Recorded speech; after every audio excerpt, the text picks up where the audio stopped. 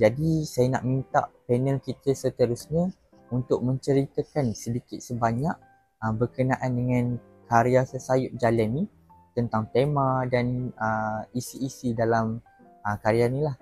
So saya persilakan panel kita yang seterusnya, Saudari Norimah.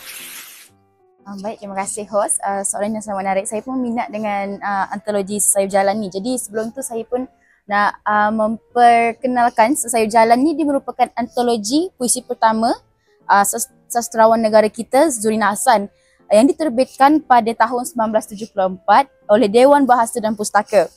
Buku ni ditulis ketika beliau masih menuntut di Universiti Sains Malaysia. Kebanyakan sajak yang dihasilkan dia berdasarkan pengalaman sebenar beliau, iaitu kehidupan sebagai pelajar, pemerhatian terhadap masyarakat dan pencarian makna kehidupan.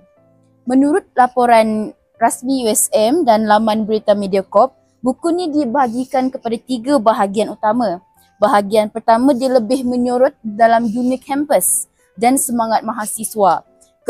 Bahagian kedua pula dia mengenai pencarian diri anak muda, dan manakala bahagian ketiga pula dia menyentuh realiti hidup masyarakat dan petani serta nelayan. Okey, so maksudnya dalam karya ni dia banyak menceritakan berkenaan dengan kehidupan lah kan? Betul? Okey, so seterusnya boleh tak saya nak minta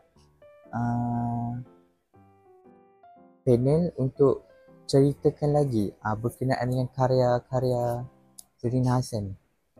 Baik, dalam karya yang saya jelaskan Sesayup Jalan ni, dia menonjolkan tema, dan tema tu paling penting dalam karya sebenarnya. Jadi tema yang paling jelas yang kita boleh nampak dalam antologi Sayup Jalan ni adalah kemiskinan petani dan nelayan. Bagaimana seorang Zurina Hassan dia menggambarkan kehidupan mereka tu terikat dengan alam seperti laut, sawah, musim dan ketidakpastian rezeki.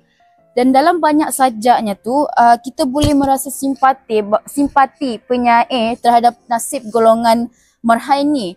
Beliau tak sekadar menggambarkan penderitaan tau, dia juga menggambarkan ketabahan dan kejujuran hidup di desa.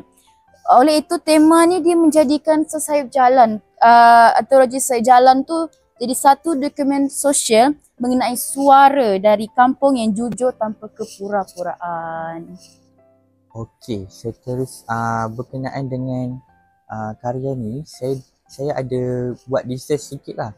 Dia ada cakap berkenaan dengan mahasiswa, betul? Betul? Boleh tak kongsikan sedikit apa yang dikongsikan berkenaan dengan mahasiswa dalam karya ni? Baik, bahagian ni banyak menggambarkan hasrat dan harapan seorang mahasiswa. Zurina Hassan dia menulis dengan semangat idealisme, dengan pandangan bahawa pelajar bukan je penuntut ilmu tapi dia ejen perubahan masyarakat. Semangat tu seiring dengan gelombang mahasiswa zaman 70-an. Puisi-puisinya pula menggambarkan kesedaran politik, sosial dan keinginan untuk menyumbang kepada negara dan bangsa. Jadi dia menjadikan antologi ni bukan sekadar catatan peribadi tetapi suara generasi muda yang mahu mengubah dunia.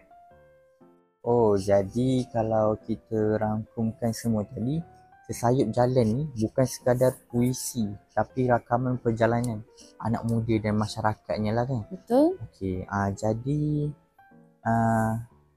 seterusnya boleh saya minta panel untuk ceritakan sikit berkenaan dengan puisi-puisi dalam karya ni. Betul. Saya sangat setuju. Sesayup Jalan ni dia merupakan cerminan kepada 4 dunia, iaitu dunia desa, dunia pendidikan, dunia mahasiswa dan dunia batin manusia. Dia merakam suara rakyat yang biasa daripada nelayan di pesisir hingga pelajar universiti yang penuh dengan cita-cita. 5 dekad selepas diterbitkan, karya ini masih relevan.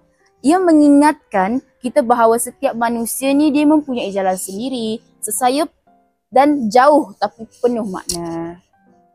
Okey, terima kasih atas perkongsian yang sangat bermakna daripada saudari Norimah tadi.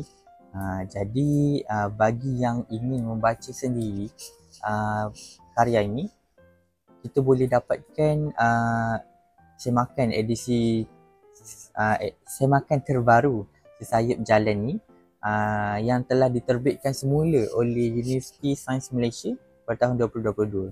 Semoga puisi Zurina Hassan ni mampu menjadi ilham buat kita semua.